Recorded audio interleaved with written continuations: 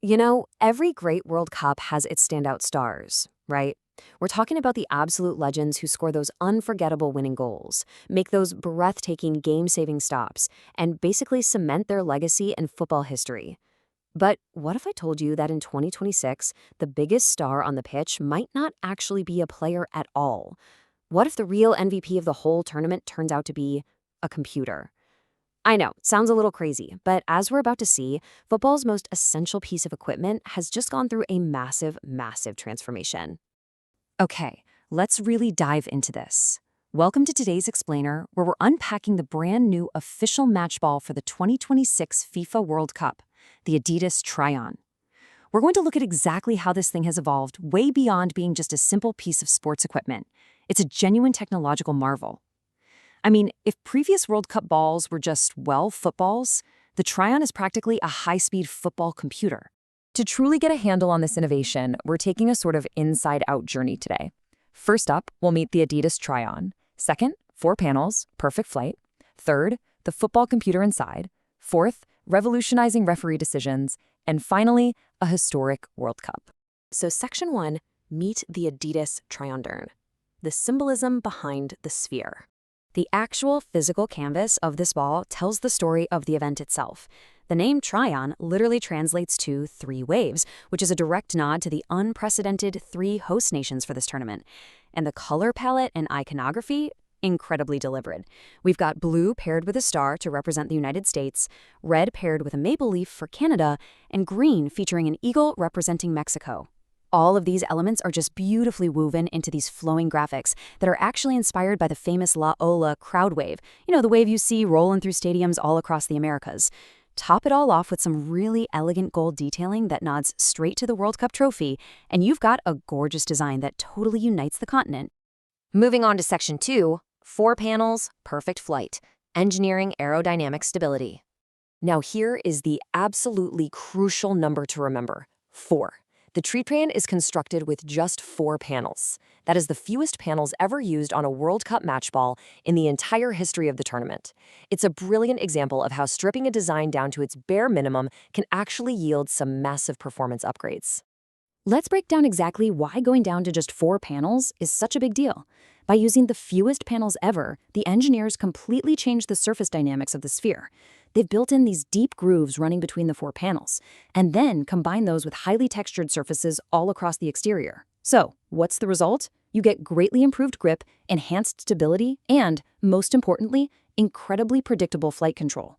By playing around with that texture and those grooves, they've engineered this ball to cut through the air exactly, and I mean exactly, how the player intends.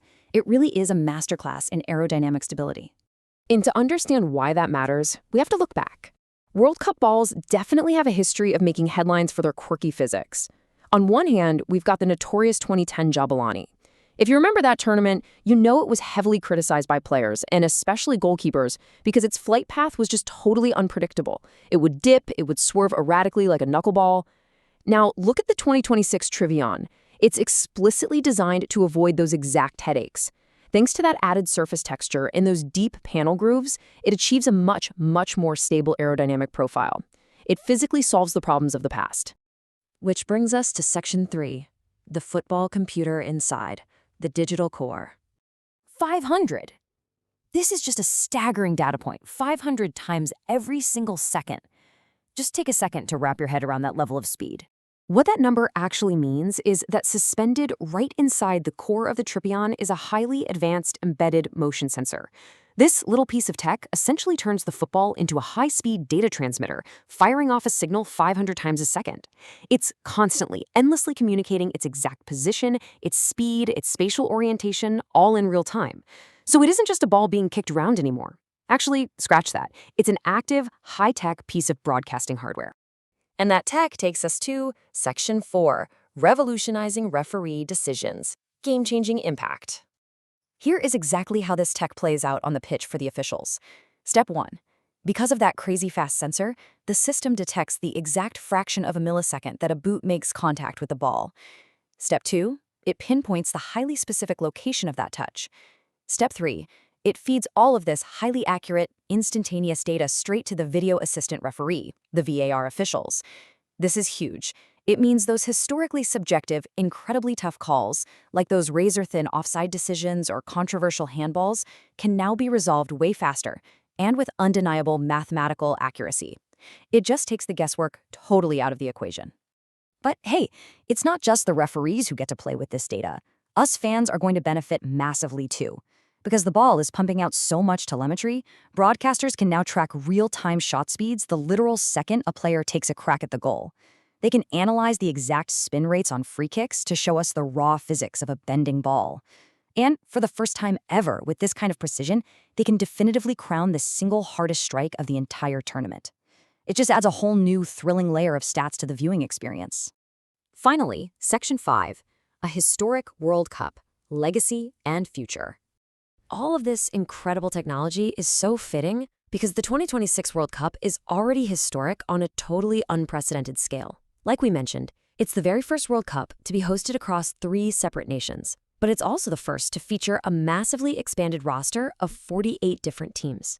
When you're dealing with a tournament this massive, the equipment simply had to evolve to meet the moment.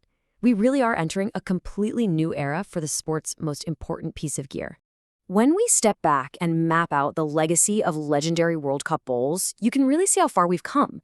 Back in 1970, we had the iconic Telstar, that classic black and white paneled ball that basically defined what a soccer ball looked like for a whole generation. Then jumped to 2010 with the controversial, unpredictable Jabulani we talked about, followed by 2014's hugely popular, well-balanced Brazuca. Some of these balls became absolute legends, while others became, well, infamous. And now, 2026 brings us the microchip-powered Triion.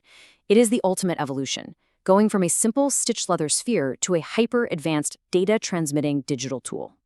Which leaves us with one final thought as we wrap up today's explainer. Whether the Triion ends up producing absolute screamers from a distance, perfectly weighted defense-splitting passes, or a dramatic tournament-winning goal in the final match, it's undeniably pushing the boundaries of what this sport can be. The stage is totally set. The data is ready to flow 500 times a second. So the real question is, by the time that final whistle blows, will the microchip-powered Triion have earned its place among the greatest World Cup balls ever made? I guess we'll just have to watch and find out. Thanks so much for joining me on this explainer. Keep learning, and I'll catch you next time.